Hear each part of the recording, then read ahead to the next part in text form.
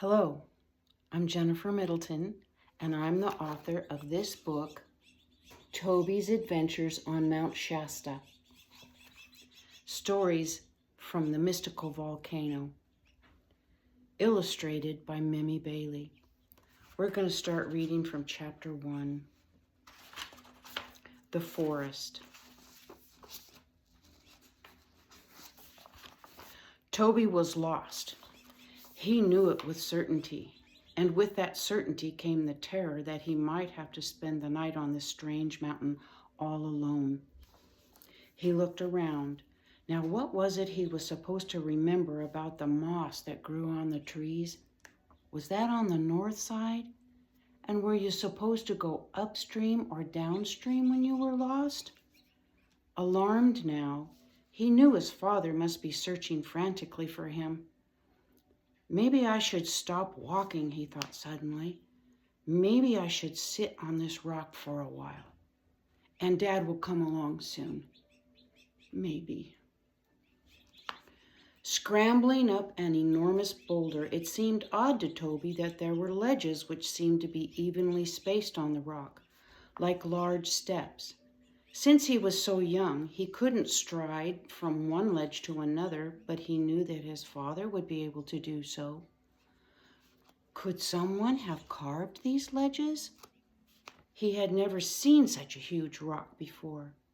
He paused, looked around, feeling as if he himself was growing taller. I can reach out and touch this forest. I am king of these trees.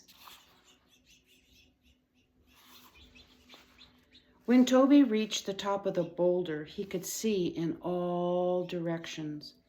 And because its top was shaped like a giant chair, he found that when he sat down, he could stretch his legs out while leaning his head back. Toby surveyed his dominion. In the great green forest stretching endlessly before him, he saw stand after stand of beautiful evergreen trees as far as his eyes could behold. Craning his eyes, skimming the ridge tops of Mount Shasta, through emerald cedar boughs, he saw that he was surrounded by shiny, white, majestic mountains topped with mystic pink and white clouds that drifted playfully in and out of the highest crevices. Suddenly feeling hungry, Toby dug in his backpack for the sandwich that his father had packed for him earlier that day. Munching slowly, he tried to remember how he and his father had become separated. He knew his father had hiked Mount Shasta many times, but this was Toby's first ever trip to explore the mountain with his dad. He closed his eyes and tried to think back. They had trekked up through the forest to horse camp, then camped overnight in the alpine cabin. He remembered getting up when it was still dark and his father preparing breakfast before making sandwiches for their backpacks. I'm glad you're hiking with me today, Toby. I've been searching for something on this mountain for a long time. Maybe we can find some clues together. Well, what kind of clues, Dad? Toby asked, drinking up the leftover milk in his cereal bowl. Well, millions of years ago, there were other civilizations that lived on this planet, his father began, as Toby placed water bottles in their backpacks. The one that I'm particularly interested in is the one with the people called Lemurians, who were thought to be some of the first civilization to exist on this earth. They were said to be beautiful people with long necks and who were close to 9 feet tall. That's as tall as our ceilings at home. They traveled in airboats that moved by magnetic rocks, and their land was called Mu. Toby smirked. Right. That's enough video games for you, Dad. But as Toby felt his backpack thud heavily into his lap, his father reply had been, Come on, son. Let's go find some cool stuff. You never know who we might run into up here. Now shivering, he remembered how he had disobeyed his father. Toby bit his lip anxiously when he thought about the moment when his father had stopped to explore an unusual craggy rock formation on the mountainside. Toby sighed deeply. He hadn't meant to disobey, but from out of nowhere an auburn-speckled fawn had appeared. Unsure of how long he had followed her, he eventually found himself deep within the incense cedar fragrance of another part of the mountain when the little deer had suddenly skittered away, leaving him in a world of silence.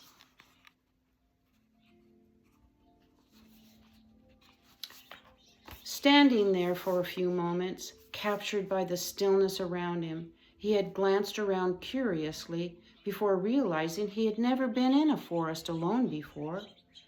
It did seem to be a friendly place, though, and its pink blooming manzanita bushes, soft carpet of evergreen duff, and majestic Shasta fir and ponderosa pine trees whispering softly to him.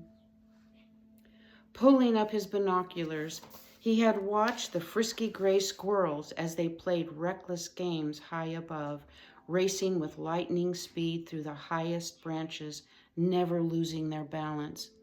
Toby wished that he could do that too. Captivated by the forest, his gaze lowered to a little oak tree beside him. He dropped to his knees.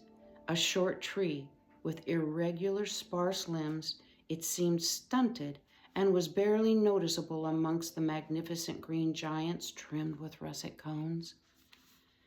But there was something special about this scraggly little tree. As Toby peered closer, he reached out. His wandering eyes beheld a nest of small eggs tucked safely within the deformed limbs, and there on the edge of the nest wasn't this nest perched a lovely mother of the soon-to-be hatched eggs.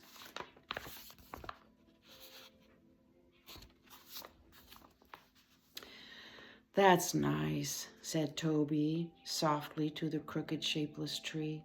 "The birds think you are beautiful, and so do I."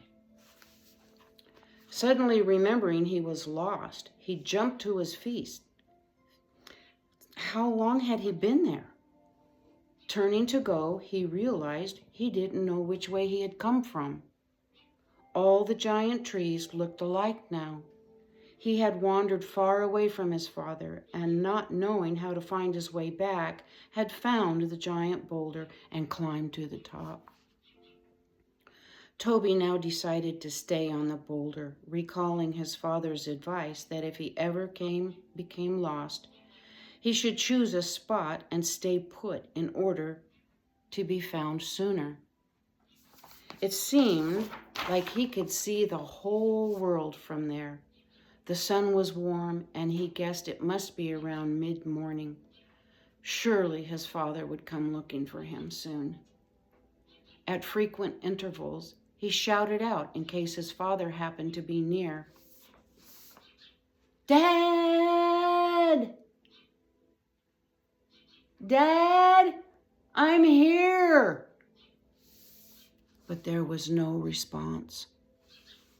Tired and worried, he laid his head back on the boulder, closed his eyes, and tried his best not to cry. This is the next chapter, The Deer. "There you are. Hey, kid, why are you sitting up there?" Toby woke up with a start and searched for the strange, friendly voice. "Don't you know your father will never find you up there asleep?" Toby sat up and brushed his eyes with his fingers. Was he dreaming? Was that a talking deer below him? He had never seen an animal like that before. "You're so awesome," Toby exclaimed admiringly. "Thanks," the deer replied as he winked with a sideways grin. "Actually, I do enjoy gazing at my reflection in the brooks. But never mind that. I'm curious how you managed to get yourself lost." Toby slowly scooted down the rocky ledges, keeping a wary focus on the deer. And I'm curious why you are so different than the rest of the animals in this forest. Well, let me explain, the deer answered matter-of-factly. I am very old and yet ageless. I've been enchanted for thousands of years. Pausing, the deer lifted his curious nose to catch the spring breeze before he continued. In the days of old, the ocean waters were restless. Treacherous waves were rising quickly, and the ancient magical land of Mu was getting swallowed up by great swells of ocean water. As the vast civilization of the Lemurian people, as well as all the wildlife, had to move to higher ground, I realized the magic and peacefulness of our civilization was in danger of becoming lost. Toby sat on the lower step, listening intently to the magic deer. So while we traveled, and as people were arguing and becoming separated, I summoned the enchantment of those times, tucked it deep within me, and carried it as we migrated to this mountain. After the major flood, many of us who survived made this land our home. But others moved even further away, eventually becoming the Atlantean people. The enchantment that I brought with me spread out upon this mountainous land, which is why I am different from other animals and why Mount Shasta is a magic mountain. Magic? Toby said. Yes, Toby, Mount Shasta is known all over the world for its legends and wonders. Wait a minute, how do you know my name? Toby asked curiously. Well, actually, the deer chided. Remember that spotted fawn you followed this morning? Toby felt embarrassed now, but the deer moved closer and nudged him gently with his velvety nose. That's why I'm here. The young deer you saw is one of my forest friends, and she overheard your father tell you not to wander off. Toby blinked, then looked down at the ground as he thought back at how he had disobeyed his dad earlier that day. She told me your name and that you are lost, so I'll stay with you until we find your father. Toby looked into the deer's warm eyes. Okay, he sighed, relaxing just a little as he hung his head. How old are you, Toby? The deer asked curiously. I'm 10 years old and know better than to wander away from my dad. Well, that's why I'm here to help you. Gently rubbing his shoulder against Toby's, the deer said softly, I know you didn't mean to disobey. I know you weren't being thoughtless, but you mustn't be unhappy on this mountain. Then the deer wandered over to a wide-leafed plant growing in the warm sunshine, dipped his head, and plucked off a juicy red berry to eat. Toby moved over to where the deer was standing, reached down, and pulled 2 berries into the palm of his hand. Are these berries safe to eat? Well, these are thimbleberries. They are sweet and delicious, answered the deer. John Muir ate them all the time when he walked this mountain. Who's John Muir? Said Toby, popping the berries into his mouth. He was a good friend of mine. I'll tell you more about him a little later. Come along now as I show you sights and wonders you will never forget. I'm hoping we will find your dad along the way. Just think of the adventures you will have to share with him. Toby hesitated,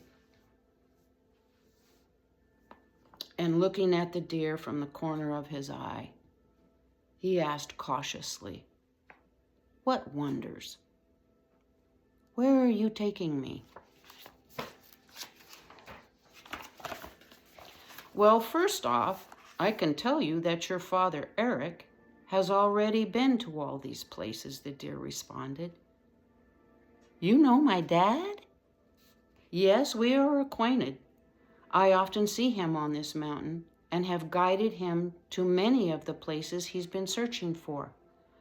Come on, there's some daylight left, but we won't have time to walk at a human pace. Do you have any questions before we take off?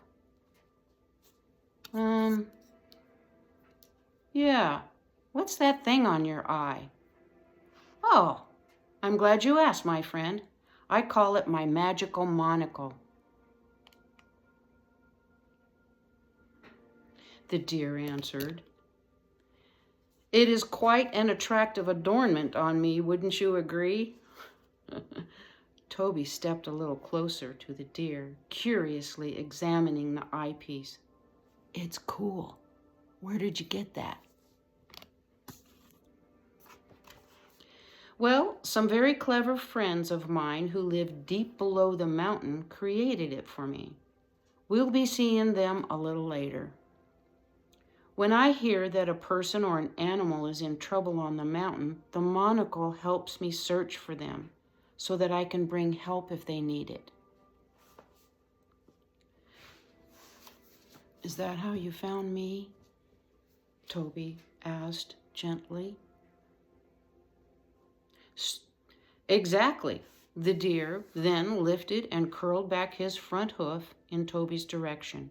Here, use my hoof as a step and climb up onto my back where you'll be safe while we fly and cover much more territory on this magnificent mountain called Shasta.